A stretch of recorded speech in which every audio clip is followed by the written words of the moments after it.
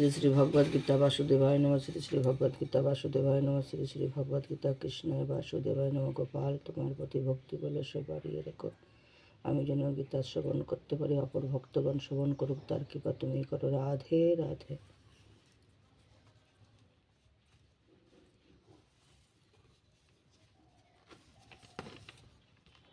আমি এখন গীতা অধ্যায়ন পঠন পাঠন করছি। বন্ধুরা তোমরা শ্রবণ করো।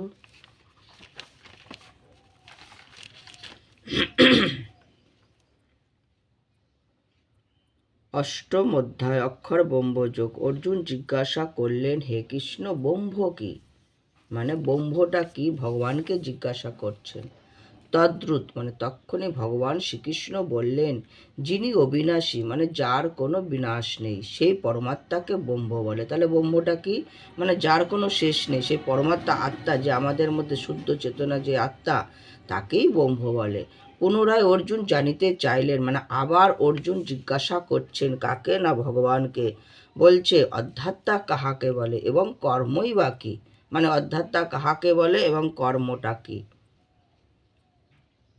তখন তারপর বলছে তাহার উত্তরে, যখন অর্জুন জিজ্ঞাসা করছে কর্ম এবং অধ্যাত্মা কি, তাহার উত্তরে শ্রীকৃষ্ণ বললেন, জীব দেহ পরমাত্মা অবস্থাকালীন স্বভাবকে অধ্যাত্মা বলে। আর যজ্ঞাদি যে সকল কর্মফলে প্রাণীগণের জন্ম এবং বৃদ্ধি হয়, তাহার বলছে কি, বলছে না তাহার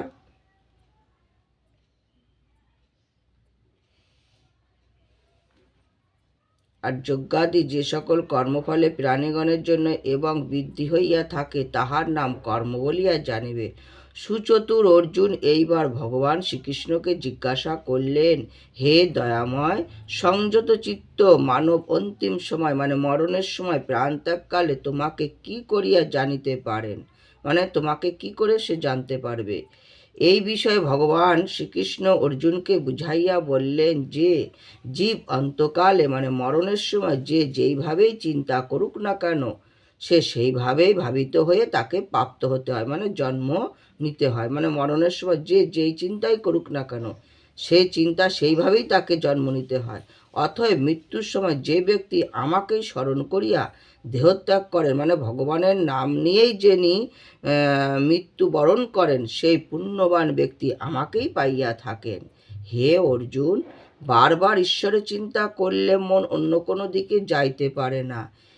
বলছে এই মন অন্তিম সময় মানে সেই সময় মানে সে যে সর্বদা সবসময় ভগবানের নাম করে থাকেন, ভগবানের শরণাপন্ন হয়ে থাকেন, সে মরণের সময় আমাকে স্মরণ করিতে সক্ষম হয় এবং কর্তব্য কর্ম বলছে কি বলেছে, এই হেতু তুমিও সকল সময় আমার কথা স্মরণ করো, মানে আমার কথা তুমি মনে করো এবং কর্তব্য কর্ম যুদ্ধ করো। আমার প্রতি মন এবং বুদ্ধি সমর্পণ করিতে পারিলে আমাকেই তুমি পাইবে, এই বিষয়ে আর কোনো সন্দেহ কারণ নেই। ইতি অষ্টম অধ্যায় আমি সমাপ্ত করিলাম।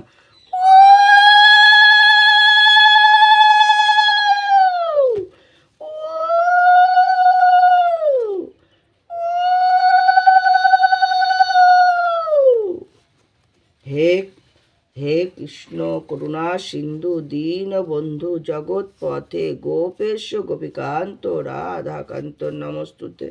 রাধে রাধে বল গুসাই গুসাই বল, হরি হরি বল, শ্রী পরমানন্দে হরি হরি বল।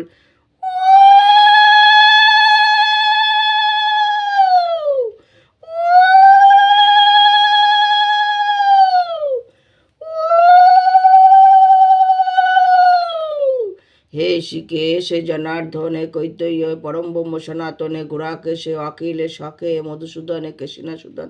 হে কমলালোচন, তোমার চরণে, তোমার সম্মুখে, তোমার পশ্চাতে, তোমার চতুরাদিকে আমি সহস্র সহস্র কোটি কোটি প্রণাম দিলাম। প্রভু তুমি গ্রহণ করো, সংসার শান্তি, মনে শান্তি, সর্বকাজে গোবা শক্তি তুমি দাও, শত্রু বিনাশ করো।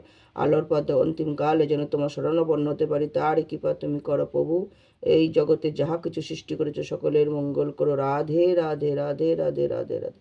গঙ্গা গীতা সীতা সত্য পবিত্রতা বম্ব বলি বম্ব বিদ্যা ত্রিসুন্দা ভবাগ্নি ভাতৃনাশিনী তদার্থ জ্ঞান। শ্রী শ্রী ভগবদ গীতা বাসুদেবায় নম। শ্রী শ্রী ভগবদ গীতা বাসুদেবায় নম। শ্রী শ্রী ভগবদ গীতা কৃষ্ণায় বাসুদেবায় নম। গোপাল রাধে রাধে।